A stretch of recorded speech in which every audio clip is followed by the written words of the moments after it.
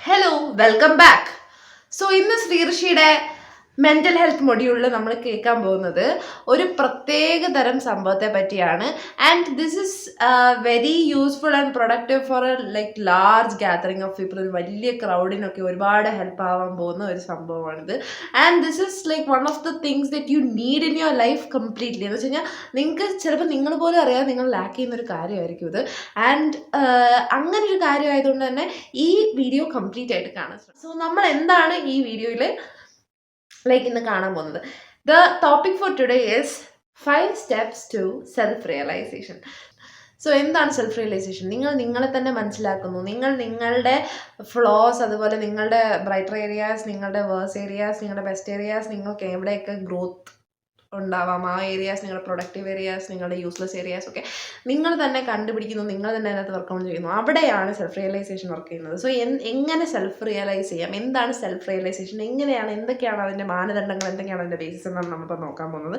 So first thing എന്ന് വെച്ച് കഴിഞ്ഞാൽ, നിങ്ങൾ സെൽഫ് റിയലൈസേഷൻ ചെയ്യുമ്പോൾ ഒരു കാരണവശാലും നിങ്ങളെ ഒരു കാര്യം വെച്ച് കമ്പയർ ചെയ്ത് ചെയ്യാതിരിക്കുക. രണ്ടാമത്തെ കാര്യം എന്ന് വെച്ച് കഴിഞ്ഞാൽ, നിങ്ങൾ യൂസ്ലെസ് ആണ്, നിങ്ങൾക്കൊരു സെൽഫ് ഹേറ്റഡ് വരുന്ന രീതിയിൽ നിങ്ങളത് അത്രയും ഹാർഷായിട്ട് നിങ്ങൾ ജഡ്ജ് ചെയ്യാതിരിക്കുക. Don't be too harsh on yourself, don't go too hard on your self.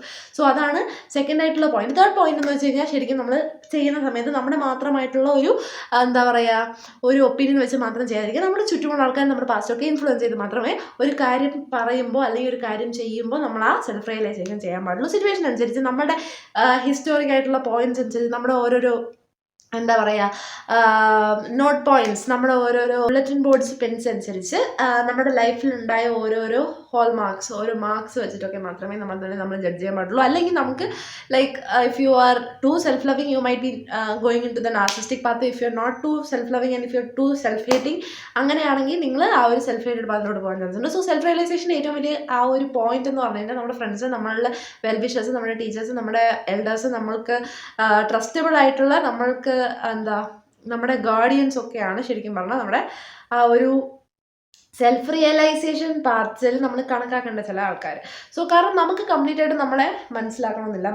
ബാക്കിയുള്ള ആൾക്കാർ നമ്മൾ ഇതുവരെ ഫോളോ ചെയ്ത് വരുന്ന ട്രെൻഡ്സ്, നമ്മുടെ അതുപോലെ ഇതുവരെയും നമുക്ക് ഉണ്ടായിട്ടുള്ള കുറേ ചെറിയ ചെറിയ സിറ്റുവേഷണൽ ആയിട്ട് നമ്മളുടെ റിയാക്ഷൻസ് ഒക്കെ വെച്ചാണ് നമ്മളൊരു സെൽഫ് റിയലൈസേഷൻ സെക്ഷൻ ചെയ്യേണ്ടത്. സോ അതാണ് സെൽഫ് റിയലൈസേഷൻ ചെയ്യുന്നതിൻ്റെ ഫസ്റ്റ് സ്റ്റെപ്പ് എന്ന് പറയുന്നത്. ഇനി അടുത്തത് എങ്ങനെ സെൽഫ് റിയലൈസേഷൻ ചെയ്യാം? ആദ്യം തന്നെ നമ്മൾ നമ്മളുടെ ബേസിക് ആയിട്ടുള്ള നേച്ചേഴ്സിനെ എല്ലാം റിഫ്ലക്റ്റ് ചെയ്യുക. നമ്മളുടെ ബേസിക് ആയിട്ട് നമ്മൾ എങ്ങനെയാണ്, നമുക്ക് ഒരുപാട് ദേഷ്യം വരുന്ന ആളാണോ, നമ്മൾ ഒരുപാട് പീസ്ഫുൾ ആണോ, കാമാണോ, എമ്പത്തറ്റിക് ആണോ, നമ്മൾ ഒരാളോട് കൈൻഡ് ആണോ, നമുക്ക് എങ്ങനെയുള്ള ആൾക്കാരോടാണ് നമ്മൾ കൂടുതൽ അറ്റാച്ച്ഡ് ആവുന്നത്, എങ്ങനെയാണ് നമ്മുടെ സർക്കിൾ, എങ്ങനെയാണ് നമ്മുടെ കണക്ഷൻ, ആ ഒരു രീതിയിൽ ആദ്യം നമ്മളെ തന്നെ നമ്മൾ വിലയിരുത്തുക. അങ്ങനെ ഒരു വിലയിരുത്തൽ നടത്തിയതിനു ശേഷം നമ്മൾ സെൽഫ് വർത്ത് ബൂസ്റ്റ് ചെയ്യുക. സെൽഫ് വർത്ത് ബൂസ്റ്റ് ചെയ്ത് നമ്മളുടെ ആ ഒരു സ്ട്രോങ് ഏരിയ എങ്ങനെയാണോ, ഏതാണോ ആ ഒരു ഏരിയയിലോട്ട് കൂടുതൽ ശ്രദ്ധ കൊടുത്ത് നമുക്കിനി അടുത്ത സ്റ്റെപ്പ് ചെയ്യാവുന്നതാണ്. അടുത്ത step is writing down all your positives and all your negatives. അങ്ങനെ ഈ പോസിറ്റീവ്സ് ആൻഡ് നെഗറ്റീവ്സ് എഴുതുമ്പോഴത്തേക്കും നമ്മൾ സാധാരണ ഒരു വർക്ക്ഷോപ്പിൽ പോയി പോസിറ്റീവ്സ് ആൻഡ് നെഗറ്റീവ്സ് എഴുതുന്ന പോലെ എഴുതാതെ കൂടുതൽ എലോബറേറ്റ് ആയിട്ട് നമ്മുടെ ബെസ്റ്റസ്റ്റ് പോയിന്റ്സ്, നമുക്കിനി എന്തൊക്കെ ചെയ്യാൻ പറ്റും, നമുക്ക് വർക്ക് ചെയ്യാനുള്ള പോയിന്റ്സ്, അങ്ങനെ ഒരു എലോബറേറ്റ് ആയ ചാർട്ട് നിങ്ങളെ പറ്റി തന്നെ ഉണ്ടാക്കുക. ഇപ്പം അത് നിങ്ങൾക്ക് എഴുതി ഉണ്ടാക്കിയാൽ അത്രയും തന്നെ നല്ലത്. കാരണം എന്ന് വെച്ച് കഴിഞ്ഞാൽ നിങ്ങൾക്ക് കൂടുതൽ ടൈം അതിനകത്ത് എഡിറ്റ് ചെയ്യാനും, അതേപോലെ നിങ്ങളുടെ ഇനി വരുന്ന ചേഞ്ചസിന് വേണ്ടിയിട്ട് സ്പേസസ് ഇടാനും ഒക്കെ സാധിക്കുന്ന ഒരു രീതിയിൽ നിങ്ങൾക്ക് ഒരു ജേർണൽ ഉണ്ടെങ്കിൽ, നിങ്ങൾക്ക് അല്ലെങ്കിൽ വേറെ എന്തെങ്കിലും ഒരു ഇപ്പോൾ നോട്ട്സ് ആപ്പ് ആണെങ്കിൽ നോട്ട്സ്, നിങ്ങളുടെ ഫോണിലൊരു നോട്ട്സ് ആണെങ്കിൽ അങ്ങനെ ചെയ്യാനോ, അല്ലെങ്കിൽ ആരോടെങ്കിലും കറക്റ്റായിട്ട് നിങ്ങൾക്ക് എക്സ്പ്ലെയിൻ ചെയ്യാൻ പറ്റും, നിങ്ങൾക്ക് മിററിൻ്റെ ഫ്രണ്ടിൽ നിന്ന് അതിനെ എക്സ്പ്ലെയിൻ ചെയ്യാൻ പറ്റുമെങ്കിൽ അങ്ങനെയോ ഒക്കെ നിങ്ങളുടെ മൈൻഡിൽ അതിനെ ഫീഡ് ചെയ്യുക. നിങ്ങൾ എങ്ങനെയാണ് നിങ്ങളെ കാണുന്നത്, മറ്റുള്ളവർ എങ്ങനെയാണ് നിങ്ങളെ വീക്ഷിക്കുന്നത് എന്നുള്ള കാര്യം നിങ്ങൾ കുറച്ചുകൂടി പെർഫെക്റ്റ് ആയിട്ട് ഒരു അടുക്കും ചിട്ടയോടുകൂടി ഷെഡ്യൂൾ ചെയ്ത് എഴുതാനുള്ളൊരു ശ്രമമാണ് സെക്കൻഡ് ആയിട്ടുള്ള സ്റ്റെപ്പ്. ഈ തേർഡ് സ്റ്റെപ്പ് എന്ന് പറയുന്നത് ശരിക്കും സെൽഫ് റിയലൈസേഷൻ്റെ കോറിൽ നമ്മൾ ശ്രദ്ധിക്കേണ്ട ഒരു കാര്യമാണ്. ഒരു കാരണവശാലും നമുക്ക് തെറ്റുകൾ വരില്ല എന്ന് വിചാരിക്കരുത്. നമ്മൾ പെർഫെക്റ്റ് ആയിട്ട് നമ്മളെ സെൽഫ് റിയലൈസ് ചെയ്ത് കഴിഞ്ഞു എന്ന് ഫസ്റ്റ് സ്റ്റെപ്പിൽ തന്നെ നമ്മൾ വിചാരിക്കാതിരിക്കുക എന്നുള്ളതാണ് തേർഡ് സ്റ്റെപ്പ് എന്ന് പറയുന്നത്. നമ്മൾ കറക്റ്റായിട്ടാണ് ചെയ്തത് എന്നുള്ളത് ആ ഒരു വിശ്വാസത്തിൻ്റെ പുറത്ത് കംപ്ലീറ്റ് ആയിട്ട് അതിനെ റിലേ ചെയ്ത് മാത്രം സംസാരിക്കാതെ ഇരിക്കുക. അല്ലെങ്കിൽ കൂടുതൽ ആ ഒരു കാര്യം മാത്രം റിലേ ചെയ്ത് നമ്മൾ പോവാതെ ഇരിക്കുക. അതിന് പകരം നമ്മൾ കുറച്ചുകൂടി എന്താ പറയുക, ബ്രോഡായിട്ട് ചിന്തിക്കുക. കുറച്ചുകൂടി നമ്മളുടെ ചുറ്റുമുള്ള നമ്മുടെ സർക്കിളിൽ, അതേപോലെ നമ്മളെ ഇൻഫ്ലുവൻസ് ചെയ്യുന്ന കാര്യങ്ങളിൽ നിന്നൊക്കെ ആ ഒരു ഇൻഫ്ലുവൻസ് കൊണ്ടുവരാൻ ശ്രമിച്ചുകൊണ്ട് നമ്മൾ ആ ഒരു സെൽഫ് റിയലൈസേഷൻ മുന്നോട്ട് കൊണ്ടുപോവുക.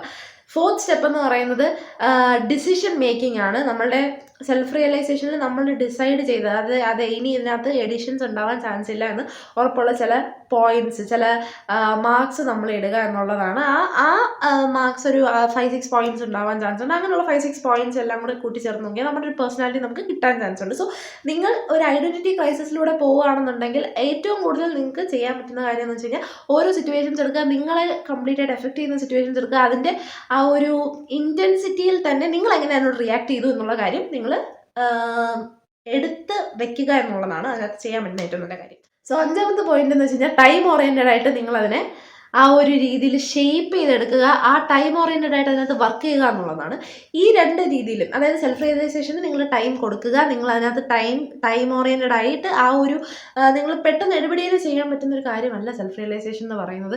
ഒരു മെച്യൂർ ഫേസിലെത്തുമ്പോൾ നിങ്ങൾക്ക് ചെയ്യാൻ പറ്റുന്ന ഒരു കാര്യമാണ്. ഓരോ തവണയും നമുക്ക് സെൽഫ് റിഫ്ലക്റ്റ് ചെയ്യാൻ പറ്റും, സെൽഫ് റിയലൈസ് ചെയ്യാൻ പറ്റും. അപ്പോൾ ടൈമാണ് ശരിക്കും പറഞ്ഞാൽ 5ാമത്തെ പോയിന്റ്. ടൈം ഓറിയൻറ്റഡ് ആയിട്ട് ആ ഒരു കാര്യത്തെ ബ്രോഡ് സ്പെക്ട്രമായിട്ട് നമ്മുടെ ലൈഫിലേക്ക് ഇൻഡ്യൂസ് ചെയ്യാൻ ശ്രമിക്കുക. ആ ഒരു കാര്യത്തിൽ നിന്ന് വളരാൻ നോക്കുക. കാരണം എന്ന് വെച്ച് കഴിഞ്ഞാൽ നമ്മുടെ പോസിറ്റീവ് പോയിന്റ്സ്, നമ്മുടെ പോസിറ്റീവ് ആസ്പെക്ട്സ്, നമ്മുടെ ബെസ്റ്റ് പോയിന്റ്സിനെയൊക്കെ നമുക്ക് അവിടെ നിന്ന് എൻഹാൻസ് ചെയ്യാൻ പറ്റും. കുറച്ചുകൂടി ഈസി ആയിരിക്കും. കാരണം എന്ന് വെച്ച് കഴിഞ്ഞാൽ നമുക്കത് കംപ്ലീറ്റ് ആയിട്ട് ലിസ്റ്റ് ഔട്ട് ആയിട്ടുണ്ട്. സോ ഇന്നത്തെ വീഡിയോ നിങ്ങൾക്ക് ഇഷ്ടപ്പെട്ടെങ്കിൽ ലൈക്ക്, ഷെയർ ആൻഡ് സബ്സ്ക്രൈബ്. പിന്നെ നിങ്ങളുടെ സെൽഫ് റിയലൈസേഷൻ കോഡ്സ്, നിങ്ങൾക്ക് സെൽഫ് റിയലൈസേഷനെ ഹെൽപ്പ് ചെയ്തിട്ടുള്ള എന്താ പറയുക എക്സ്പീരിയൻസസ് ഒക്കെ കമൻറ്റ് ബോക്സിൽ ഷെയർ ചെയ്യുക. Thank you.